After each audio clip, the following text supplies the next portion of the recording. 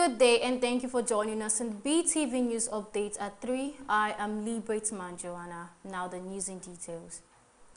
The Chief of Army Staff General Olufemi Oluyede has maintained that Christians are not being persecuted in Nigeria, dismissing the allegation recently made by the President of the United States.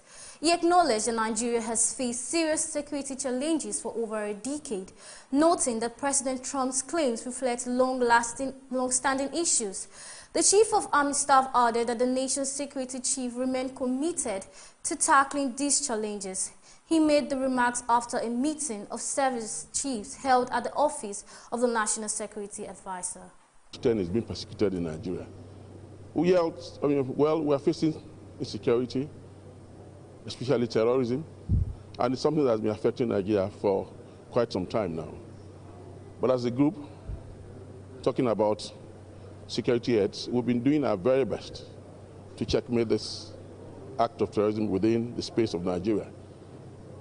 And you will recall recently, that's just last week, the President, Commander-in-Chief of the Armed Forces, President Bola Ahmed Tinubu, recalibrated the security architecture by bringing on board officers of proven integrity who are seasoned in asymmetric warfare to add impetus to our operations.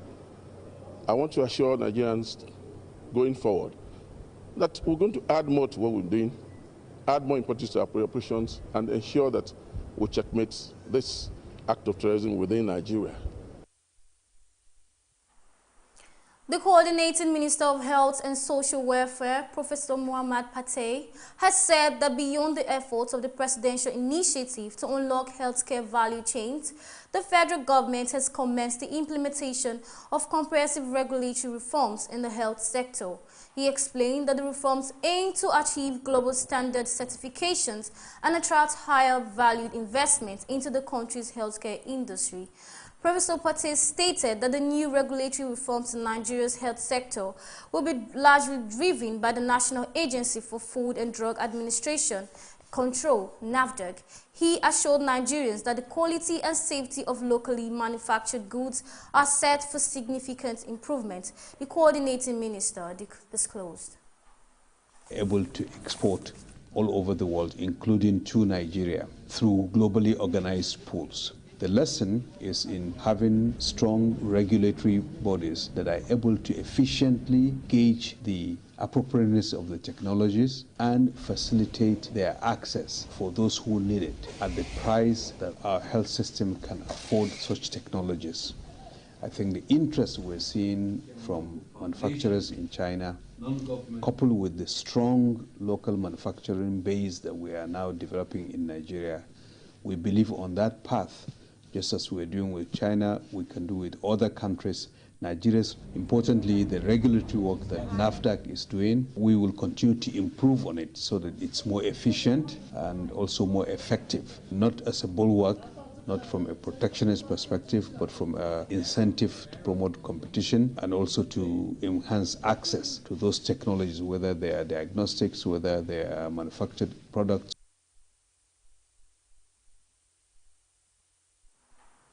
The State High Court has granted the People's Democratic Party, PDP, approval to go ahead with its elective national convention, scheduled for November 15 to 16, 2025 in the state capital.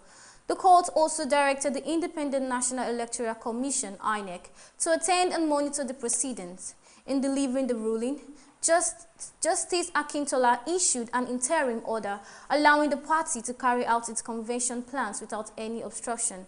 The decision followed an expert motion filed by Folashade Alabi against the PDP, its acting national chairman Umar Damagum and Governor Umaru Fintiri, who heads the National Convention Organizing Committee. Alabi has petitioned the court to prevent the defendants from making any changes or disruptions to the timetable and guidelines set for the planned convention. This is during an investment meeting and factory assessment with the leadership of one of China's leading plastic and medical supply companies at their corporate headquarters in China.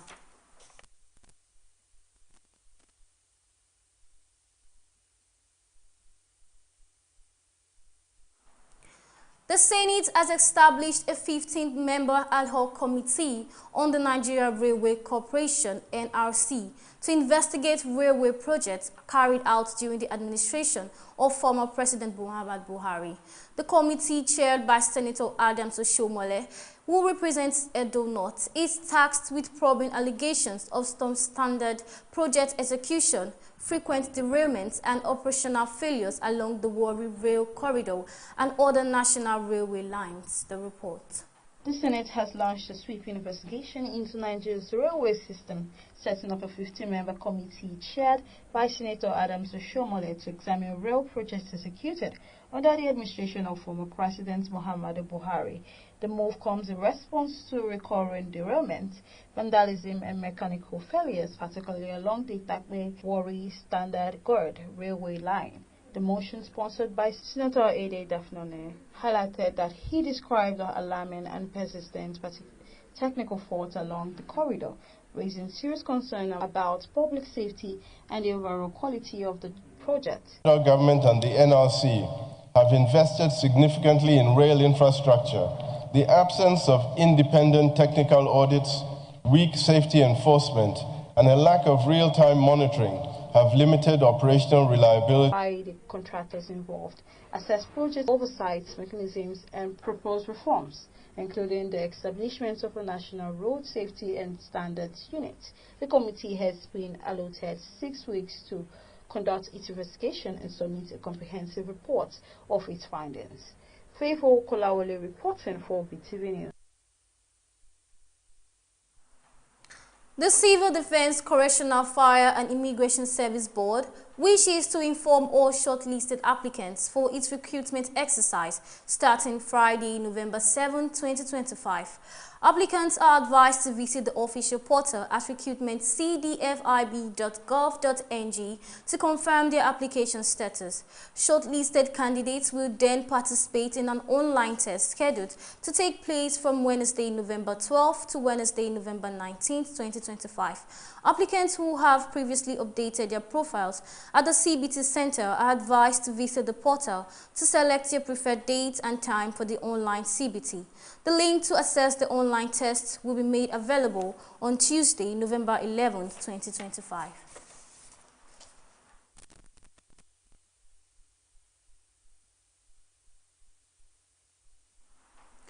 Taraba State women have been encouraged to undergo regular breast and cervical cancer screening as a vital step towards early detection, treatment and prevention of the diseases. The call was made by President of the Medical Women Association of Nigeria, Taraba State Chapter, Dr. Echuse Audu, at an awareness campaign. The report. Recent data from the Global Cancer Observatory and World Health Organization indicates that between 40 cancers annually in Nigeria. The cancer awareness campaign organized by the Taraba State Chapter of the Mawan aims to improve women's health through sustained awareness and education. According to the organizers, the campaign will continue across various communities in the state to ensure that women at all levels have access to vital information and free screening opportunity. Dr. Audu explains that the initiative is designed to promote early detection and improve access to care, stressing that women, especially those aged 50 and above, should make cancer screening a regular part of their health routine to help reduce mortality rate associated with breast. If you see something in your body, don't hesitate, go for a test. If you say that we have many women that we had the surgery together, because some of them are in stage 4, some are in stage 3. When I went this year in July, I found that some of them are dead already. This year's cancer awareness campaign is themed "Every Story is Unique, Every Journey Matters." Favor Kolawole reporting for BeeTv News.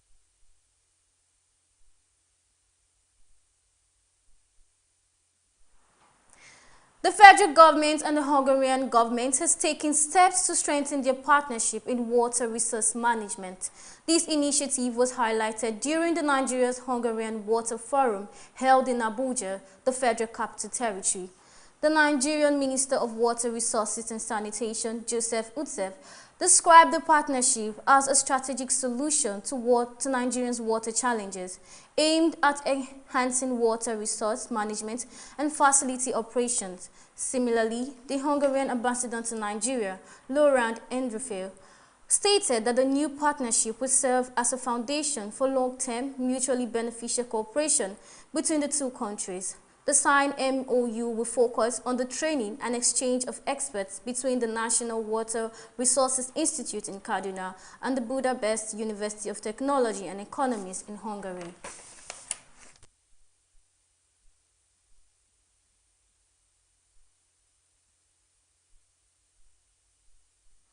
And on business news, air passengers in Nigeria have condemned the continued sales of flight tickets exclusively in US dollars by some international airlines, describing the move as exploitative and harmful to the country's economy. The policy reintroduced ahead of the Yuletide season has triggered widespread outrage as travelers fear it will worsen fare increase and make air travel unaffordable for Nigerians. Let's join the BeeTv News Favor Kolawole for more details. At the Murtala Mohammed Airport, Lagos, several passengers expressed concern that the dollar-only policy undermines Nigeria's legal tender and will intensify the usual festive season ticket hikes. The controversy deepened after the Nigerian Civil Aviation Authority announced a new $11.50 fee per ticket under the Advanced Passenger Information System, effective December 1, 2025. The agency said the fee is meant to enhance airport security and streamline passengers' clearance by collecting data before arrival.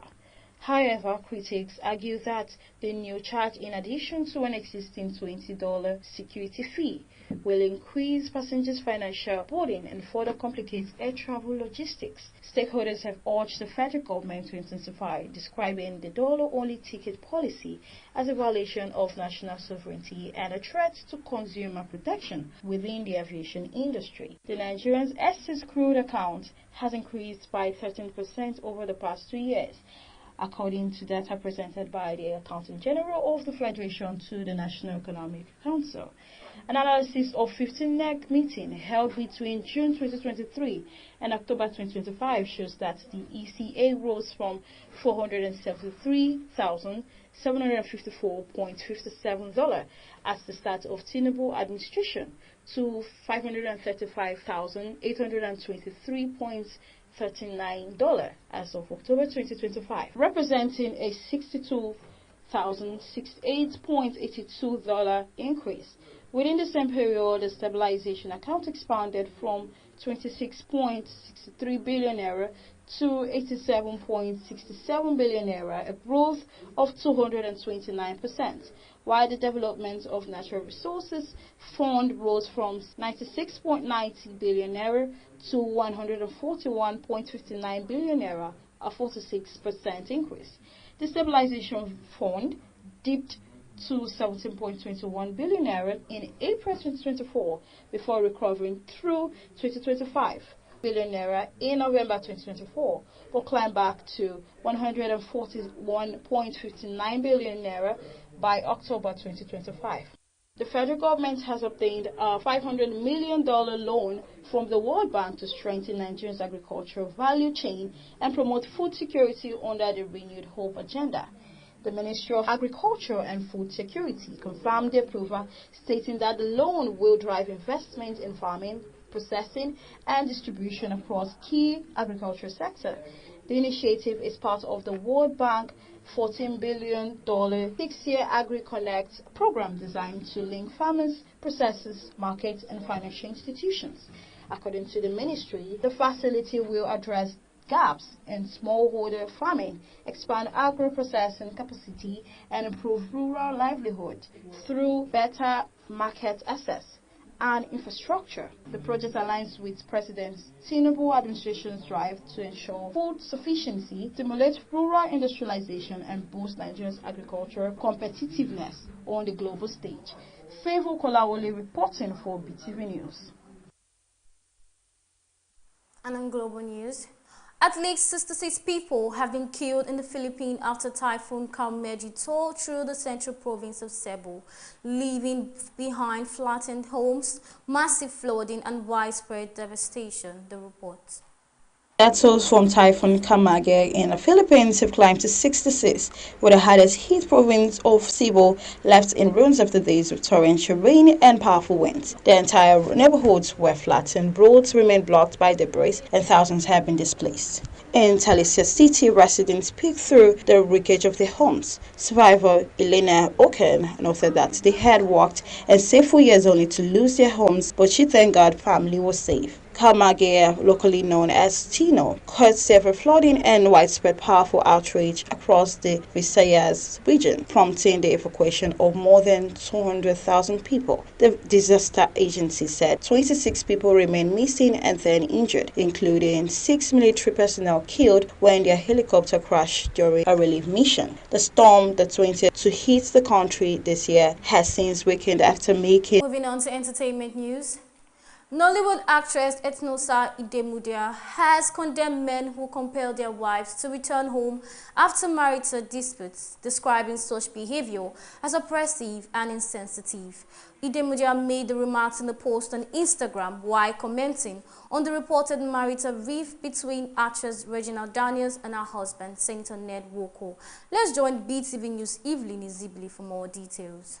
She stated that no individual should be forced to remain in a marriage against their will, adding that relationships built on coercion lack peace and respect. The dispute between Daniels and Nwoko deepened after the actress family accused the senator of assault and harassment, while Nwoko alleged that his wife was struggling with addiction and violent conduct. Idemudia questioned why some men prioritize control over their partner's emotional well-being and safety. She stressed that no means no in every context, including sexual consent, and said mutual respect and understanding should be the foundation of marriage. According to her, forcing reconciliation only worsens resentment and emotional harm. In another development, Ayola Adeleke, elder brother to Nigerian music star Davido, has married his fiancée Jessica in a colorful ceremony attended by family and close friends. The event drew attention from fans after the couple shared moments from the celebration on social media. Osun State Governor Senator Ademola Adeleke, who is Ayola's uncle, was present at the occasion, adding prestige to the event. Davido also attended with his daughter Imade, attracting excitement from guests. The wedding marks a new chapter for Ayola and Jessica as they begin life together. Police in Derbyshire, United Kingdom, were called to the popular Winners Pass route in Castleton after reports that cars had blocked the road during the filming of a music video. Officers arrived at the scene around 5:25 p.m. on October 19th after London-born rapper Tyon Wayne was seen shooting a video in front of a... And lastly, on sports news, CAF has confirmed that Women's African Cup of Nations will expand from 12 to 16 teams starting with the next edition in March, bringing even more competitions for reigning champions in Nigeria. BeeTv News sports correspondent Freeman Osawe has more.